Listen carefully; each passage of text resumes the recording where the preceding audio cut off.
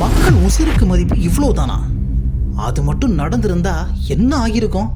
இது அரசோட தப்பா, அதிகாரிகளோட தப்பா?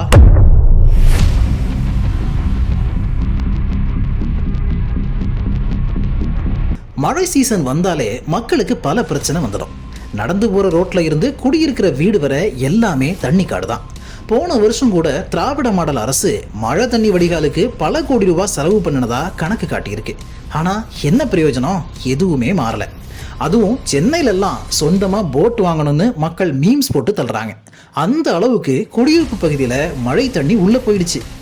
கார் நிப்பாட்டுறதுல இருந்து பக்கத்துல ஒரு ஹாஸ்பிட்டல் போறது கூட எல்லாமே மக்களுக்கு பெரிய சவாலா தான் இருக்கு. அதுலயும் இந்த ஈபி பிரச்சனை மக்களுக்கு பெரும் பிரச்சனை. மழை பெஞ்சு கரண்ட் போனா அதை சரி செய்ய பல மணி நேரத்துல இருந்து பல நாட்கள் வரை எடுத்துக்கிறாங்க.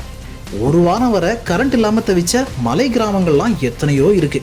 மக்கள் இயல்பு வாழ்க்கை பாதிக்கிற அளவுக்கு அதிகாரிங்க இருக்காங்களேன்னு நொந்து போய் இருக்கிறாங்க. ஆனா இப்ப அதையும் விட ஒரு படி மேல போய் அதிகாரிங்க அலட்சியத்தை நினைச்சா கடுப்பா இருக்குன்னு மக்கள் பேசிக்கிறாங்க. வேலூர் ஆரணி ரோட்டு பகுதியில கனமழை வெளுத்து வாங்கியிருக்கு. அப்போ திடீர்னு வெங்கடேச பெருமாள் கோயில் மெயின் ரோட்ல இருந்த எலக்ட்ரிக் போஸ்ட் அடியோட நடு ரோட்ல விழுந்துடுச்சு. நல்ல வேளை அந்த போஸ்ட் யாரையும் காவு வாங்கல. அக்கம் பக்கத்துல இருந்தவங்க உடனே ஈபிக்கு ஃபோன் போட்டு கரண்ட்டை கட் பண்ண சொல்லியிருக்காங்க. ஆனா எலக்ட்ரிக் போஸ்ட் விழுந்து அரை மணி நேரம் ஆகியும் ஈபி ஆஃபீஸர்ஸ் கரண்ட்டை கட் பண்ணல. சுதாரிச்ச மக்கள் அப்படியே ரோட்ல நின்னுட்டாங்க. இதனால சுமார் 1 கிலோமீட்டருக்கு வாகனங்கள் வரிசை கட்டிருச்சு.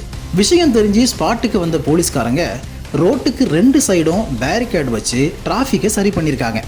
மழை தண்ணி அரிச்சதுனால எலக்ட்ரிக் போஸ்ட் விழுந்திருக்குன்னு இபி ஆஃபீஸர்ஸ் தரப்புல சொல்லப்படுது. பருவமழை சீசன்ல அதிகாரிங்க என்ன முன்னெச்சரிக்கை நடவடிக்கை எடுத்திருக்காங்க?